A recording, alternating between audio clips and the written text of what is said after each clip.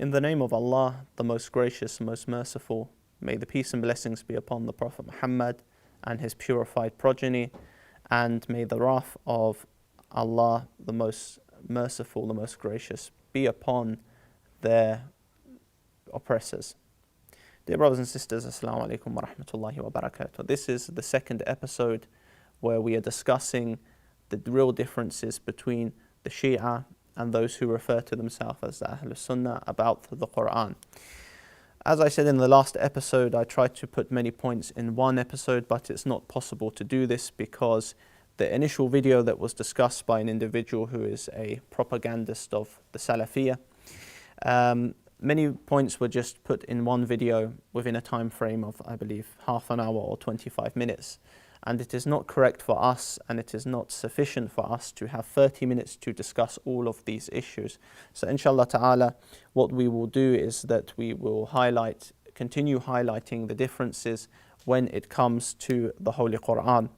Now, to be fair to the individual in the video, what he did admit is that the majority of the Shia do not believe in tahrif, although he talked about some types of studies happening to determine whether that's true or not. But no, this is the correct opinion, that the Shia do not believe in, the majority of Shia do not believe in tahrif, or namely distortion of the Quran. And when we mention tahrif, we have to give a clear definition of what we mean by this. And what we said is, yes, the interpretation of the Quran, there is clear tahrif because people have misinterpreted the Quran. And in order for us to understand the Quran in the correct sense, we must go back to the Ahlul Bayt alayhim salam, who the Prophet sallallahu alayhi wa alayhi has told us to refer to, along with the Book of Allah.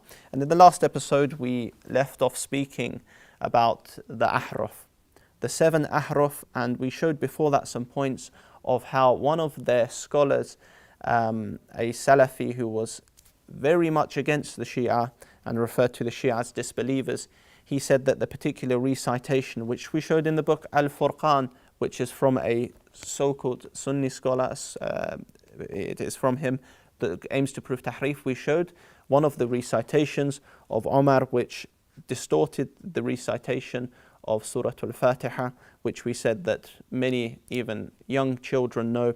And the recitation was what? صِرَاطَ مَنْ أَنْعَمْتَ عَلَيْهِمْ غَيْرِ الْمَغْضُوبِ عَلَيْهِمْ وَغَيْرِ الضَّالِينَ. So this type of recitation was recited by Omar, but this Ihsan Ilahi Zahir, he himself in the book Al-Quran, Al-Shia wal-Quran, he did not know himself that Omar recited this, and he tries to show it that it is kufr and disbelief. However, as we have shown, if he wants to say this, then it is in his own books that Omar recited this way. Anyhow, let's get on with it. So they may try to attack us by quoting some of our narrations, by saying, as I said, oh, this ayah was revealed like this for Ali, this was revealed like this. But what we say is that you have to have a holistic analysis and a holistic reading of the narrations. We showed in the last episode, we mentioned many points of within our narrations, how it shows that the Quran is complete and it does not have any change. And what I say is that, yes, if we have these narrations, our scholars say that these narrations are ta'wil, so it is an extra elucidation on the verse, but not actually a part of the verse. This is clear. Now, to reiterate the statement of one of our scholars, Sheikh Suduq, he said that our belief is that the Quran, which Allah has revealed to His Prophet Muhammad, is the same as the one between the two boards, Daffatain, and this is in Al-I'tiqadat Al-Imamiyya from Sheikh Suduq, the Shiite creed, which is translated in the language of English. Now, what we say is that an individual who believes in the distortion of the Quran, me and some brothers personally, we went up to one of the imams of the Regent's Park Mosque in London, and we asked him regarding about the hadiths of a domesticated animal or a goat, as some say, eating some of the Quran, which he was not aware of. He was not aware of that. So this narration we'll mention later in their books. But we asked him the question, what do you say about someone who believes in tahrif of the Quran, that the Quran is distorted or some of the words and the ayat are missing? And he said that such a person is not a kafir, because we have to see, why does he have this belief that some of the Quran is distorted? We have to ask him. So this Imam of Regent's Park Mosque, who was leading the prayers there, admitted to us that it's not straight away that you call such person a kafir. And also what we say is, yes, we ourselves, if we see someone who might have such a belief, we have to ask him why, as he may have been given a wrong type of teaching or wrong type of information. However, what I do remember is that in one of my classes from one of my teachers, he was actually a convert who was Nigerian, converted from the sect who refers to itself as Ahlul Sunnah to the Shia Islam. And he was very strict on his position, believing that anyone who does believe in the Quran being changed or any type of tahrif is, in fact, someone who is a disbeliever. But what we can at least say is someone who believes in this would be someone who is deviated in their ideas, and we'd have to establish why and speak with this person to know why did they believe in such a thing. But something like this, as we said, Sheikh Tusi said, it should not be even discussed whether about Quran, the Quran, Holy Quran being distorted, because as we know, Allah subhanahu wa ta'ala has protected this. So this is just a point for us to show. Now what we'll do is we'll present a clip, dear brothers and sisters, to show how, again, the wrong and incorrect information is given out, because this individual, he wants to show in the video that one of your big scholars believes in tahrif. But what we will do is show the clip and then we'll answer this. Kashf al-Asrar, he also mentions the fact in page 117 that he believes that the Quran is not preserved. The book that he mentioned that many of them like to pass around, I believe it was translated by someone who was a non-Shi'i, and this translation was and is still not relied on now. It is not relied on because many who say that there have been changes to this particular translation of this book and that we cannot take it as a reliable source. So what we'd have to do is we'd have to ask the individual in the video that please provide us with the original source and with the original text, because what happens is that we look from the same author. So the disciplines of the prayer, this is the book of the same author that he tries to quote, and what we find in the book is something very different from what he tried to say. So if we go to page 282, and this is of the same author that he quoted, the sentence, one of the sentences below, it discusses the definition of tahrif, or what tahrif means, and it says after about the Quran, that Quran is without change and alteration, and it is of the book of divine revelation. The one capable of carrying this Quran is the noble person of the absolute friend of Allah, Ali ibn Abi Talib. So Imam Ali alayhi salam is the one capable of carrying this Quran, and the sentence says the Quran is without change and alteration. And as you can see, this is the book here, Adab al-Salah, the disciplines of prayer. And we mentioned here how the same author actually negates tahrif. So Mohammed Hijab in the clip, he just quoted a book that he's probably read online, this reference, and he's not actually checked it himself. So we've negated that point. Now we go back to our discussion of the 7 ahruf. The difference between our Quran and theirs is that their Quran was revealed in 7 ahruf, whereas Imam Baqir alayhi salam, the 5th Shia Imam, he said that the Quran is one revealed from the one. The differences have been caused by the narrators. So clearly here we see a distinct difference. They believe Quran is in 7 ahruf, we believe the Quran is 1 harf.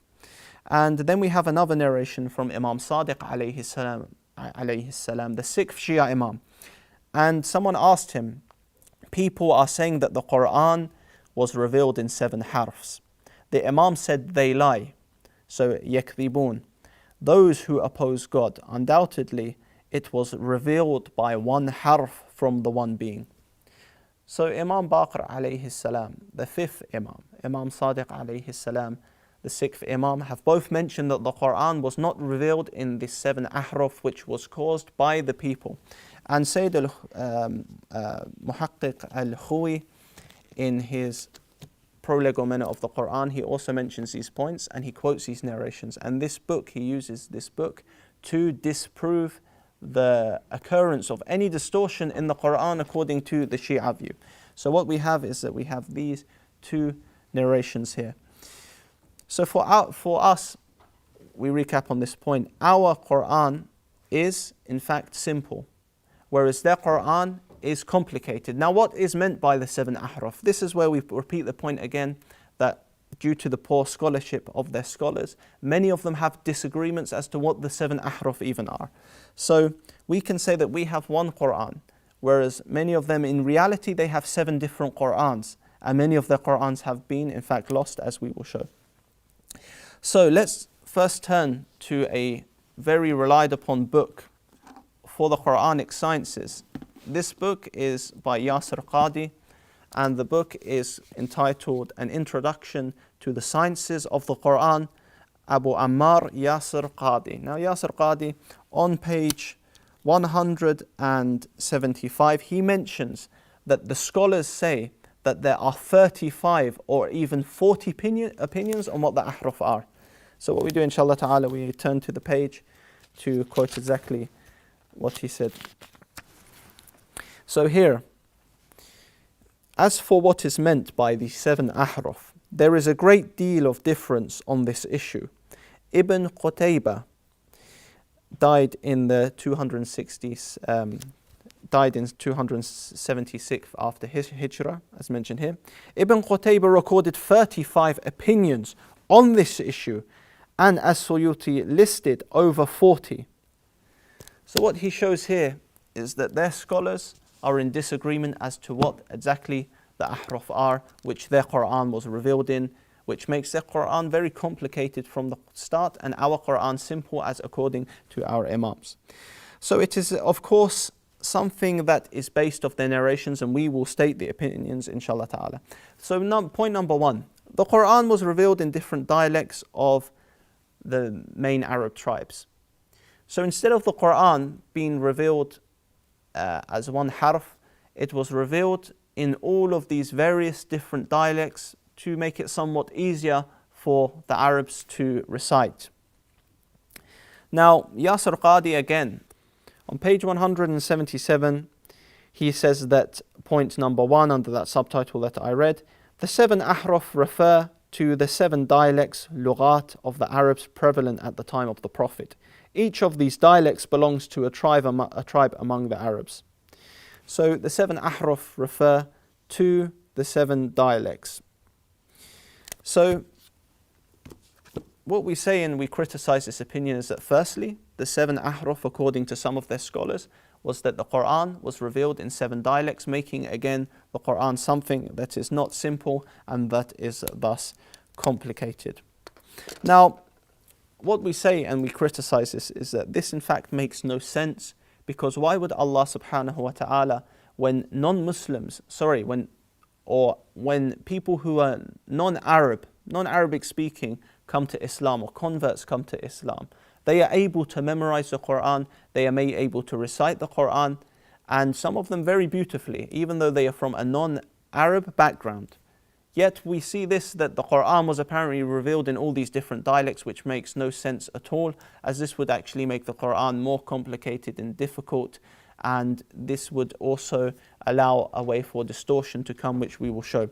So this destroys the popular Salafi arguments, because what we see is the Salafis constantly engaging in discussion with the non-Muslims, saying that yes, the Quran is one, the Quran is simple and one. It's not like the Bible that there's so many different versions, that it's been distorted. However, when you delve deeper into their books, one of the most popular Quranic sciences books of Yasir Qadi clearly states that many of their scholars say that the Quran was in all of these different dialects. So this is one point of what they say the ahruf are.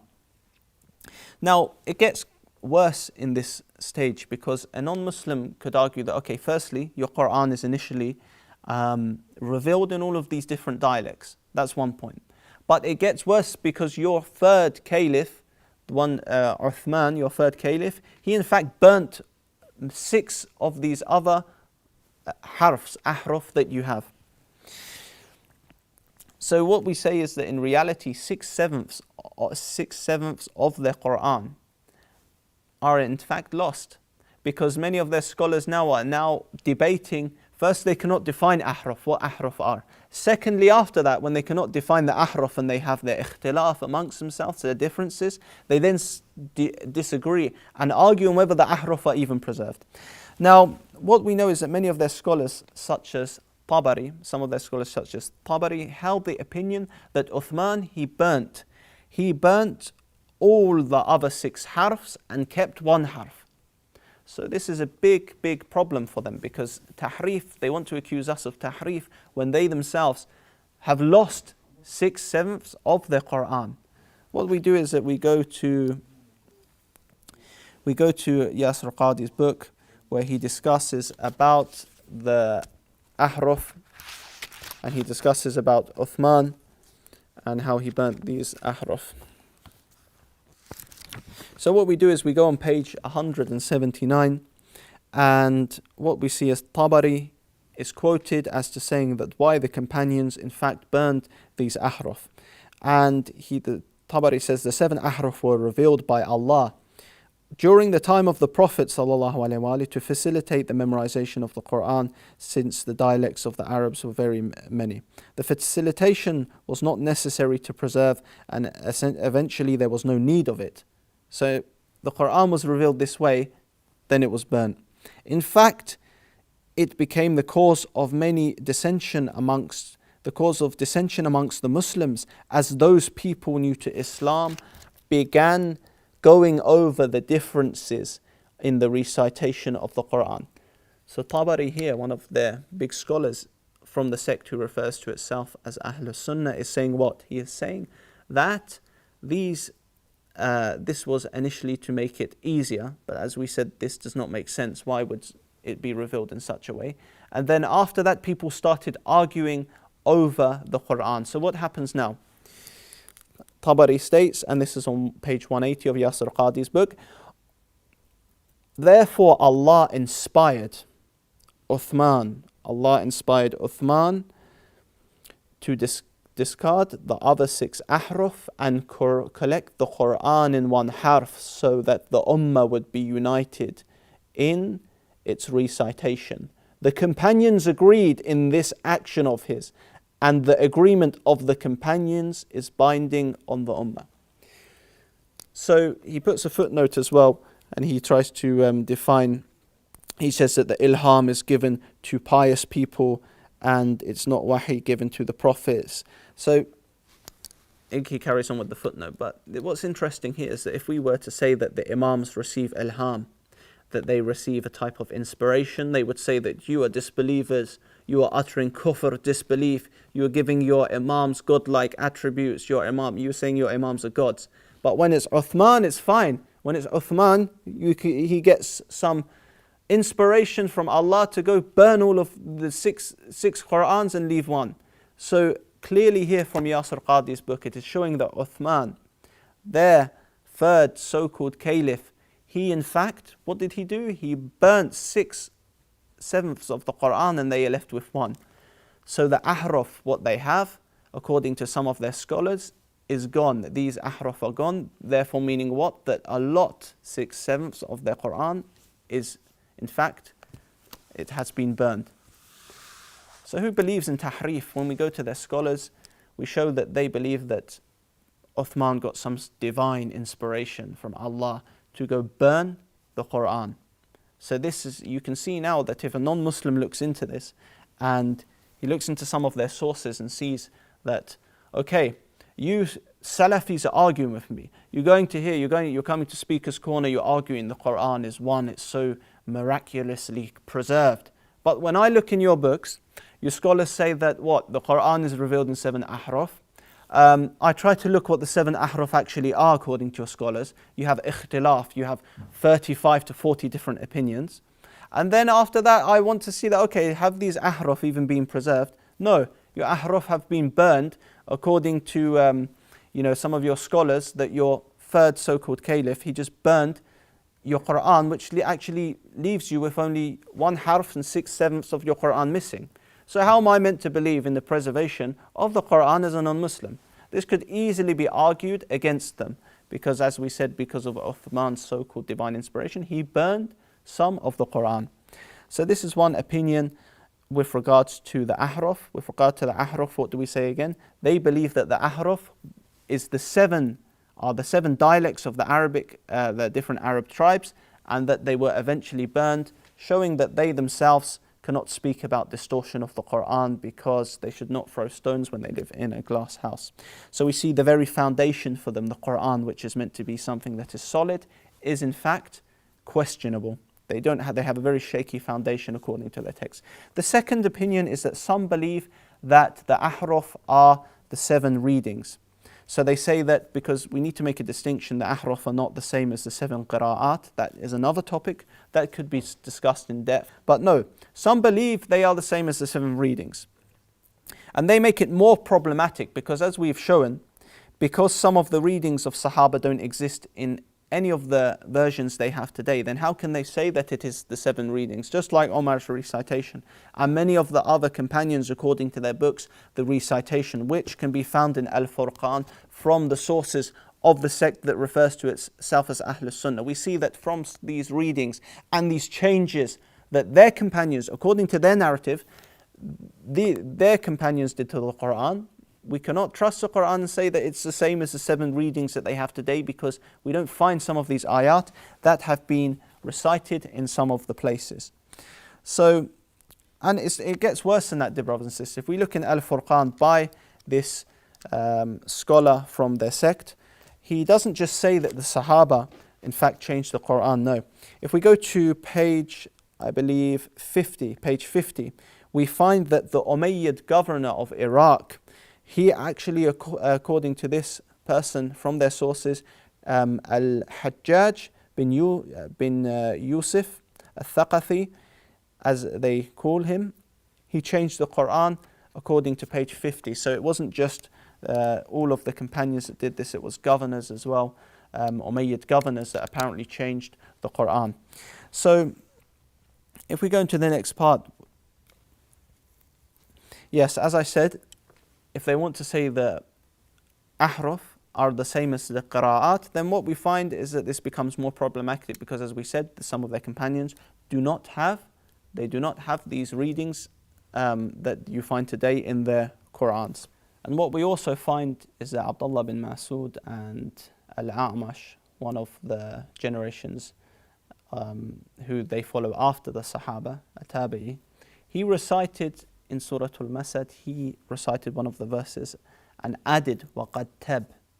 And this is proven in Sahih al-Bukhari in volume 6, translated by Dar es-Salam Muhammad Mohsen Khan.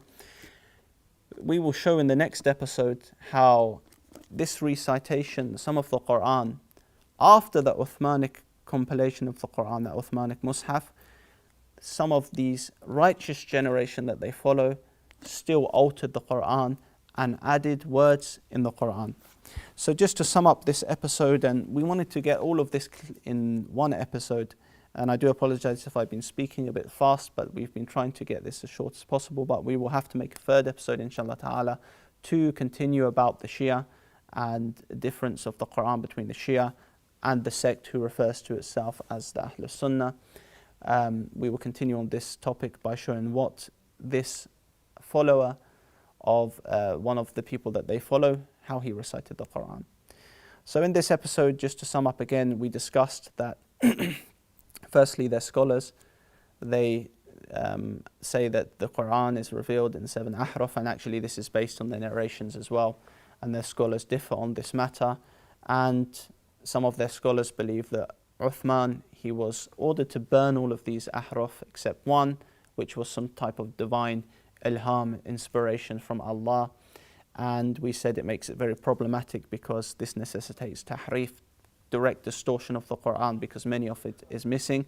And we said that the 7 qira'at cannot be, one of the opinions is that, okay, it was the dialects, the 7 different dialects. The next opinion is it was these different readings, but this cannot be a valid, correct opinion, as some of these readings of the Sahaba, which we find in their books, do not exist today in any of these Qur'ans or different readings that they read for. So Inshallah ta'ala, please join me for the next episode where we will start with reading Sahih al-Bukhari, where Al-A'mash actually recited, At-Tabi'i, he actually recited after the Sahaba, one of the generations that they follow, the Quran in a different way as to what we have today.